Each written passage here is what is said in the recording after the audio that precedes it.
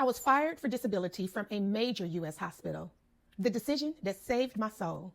Hi, I'm Glennae Davis, your workforce care nurse, and this is my story. Many of you may already know that I'm a registered nurse. I've worked in healthcare for more than 3 decades, caring for adults and children in critical care settings, participating in the allocation of hearts and lungs, advocating for health equity. But what many of you don't know is that I also became the patient. Between 2012 and 2015, while working inside a major U.S. hospital, I experienced workplace discrimination, the most severe chronic job stress of my life. My troubles began with an injury. I'm performing patient assessments using a 60cc syringe to return stomach contents through my patient's nasogastral tube. In an instant, what felt like fire ignited in my hand. The pain stopped me. That injury took me away from ICU nursing. I go on workers' compensation. Like many employees, I believe I'll heal. I'll return to work and I'll continue my career. After some time and slow healing, the workers' compensation doctor releases me to return to work. I'll never forget watching him write in all caps, "Return to work. No more than lifting 10 pounds. No more than 10 minutes of keyboarding activity per hour. Permanently. 0% disability rating." I stare as he writes, understanding the consequences of every word. With a documented disability, I am hopeful I'll remain gainfully employed as a qualified person with a disability. Waiting on modified duty, the days become weeks. The weeks becomes months, and the months turn to years. The silence is deafening. I began applying for other positions. After the 3rd rejection letter, after the 9th rejection letter, after the 13th rejection letter, all with the same old sterile words. "Good luck, Glennae, with your future endeavors." Good luck. I break hood code. I snitch. I email the president of the hospital. I CC everybody involved in denying me my workplace rights. People in high places are angry at me. I get the job, a lead position that doesn't require lifting anything heavier than my cup of coffee. I'm happy. The administration? Not so much. They add my known restrictions as conditions of employment. The nurse manager withholds key transplant training information. I'm assigned an overseer. I'm micromanaged. I'm excluded from meetings. My work is ridiculed. My speech is mocked. The hostility hurts. I'm angry.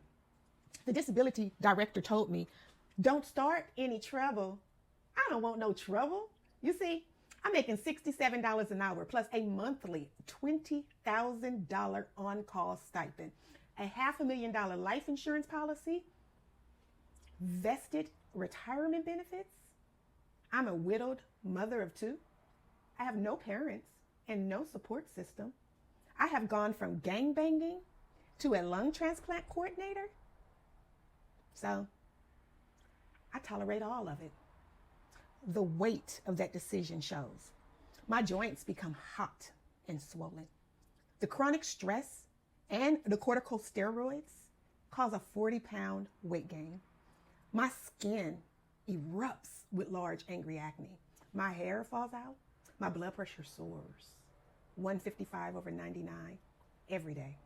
Chronic red, burning, dry eyes. My vision clouds. I'm under attack. My defense, cower. Butt cheeks squeezed in. Shoulders worn as earrings. Jaw clenched so tightly, I crack molars. I'm tense and I'm angry. The violence hurts. Yet, I Mac beat my face. I pin my thinned hair up. Do that thing called black girl magic. By the 2nd year, I find myself sitting on the psychiatrist's couch, crying, overwhelmed, desperate, exhausted, mad. Have you ever been somewhere you don't want to be?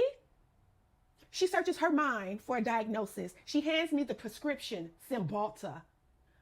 I gladly take that medication. Now, I can walk into a moving 18-wheeler and not feel a thing. I want to feel something. I feel alone, misunderstood, in an abyss. Glenay, it's been 6 weeks. You shouldn't still be upset about your employer making business decisions. Then she says, we should try electroconvulsive therapy. ECT? 2 paths lie before me, life or death. The psychiatrist reminds me if you don't continue taking medication or agree to some medical treatment, the short-term disability insurance adjuster may not believe you. They may not pay you. I search my heart knowing the adversary is after my mind. No, my God has welfare. I decide to follow Christ. In 2015, I'm fired for disability. I lose the salary, the benefits, the vested pension, retirement, life insurance, my social circle, close friends. I lost everything tied to that major U.S. hospital that fired me for disability. Or so I think. For the next 2 years, I have 0 employment income. I never miss a mortgage payment, dinner out, or a flight out of town. Every time I ask my son, what's today? Saturday, he says. I smile, knowing that I'm living Sabbath. Out of the memory that psychiatrists tried to destroy, I remember. Out of the restrictions that corporate doctor placed on me, I lift, I write, I find value. After 2 years of recovery, I am recruited to practice as a registered nurse, not needing accommodations. Today, I stand before you as the founder, CEO, and visionary of Glenay's RX for Life, the author of Well Done, Hood Girl to Head Nurse, and Operation Mental Health, practical lessons on career burnout and recovery, and the innovator of workforce care. What I now know is that workplace discrimination broke me. It changed my family's dynamic. I wish someone, the church, the doctors, the attorney, human resources had known to tell me the greatest danger wasn't losing my job. The greatest danger would be losing my soul. That's why you now have employee mental health education. Because not one employee should have to lose everything to keep their job and still lose their soul. Mental health education is the new standard of care.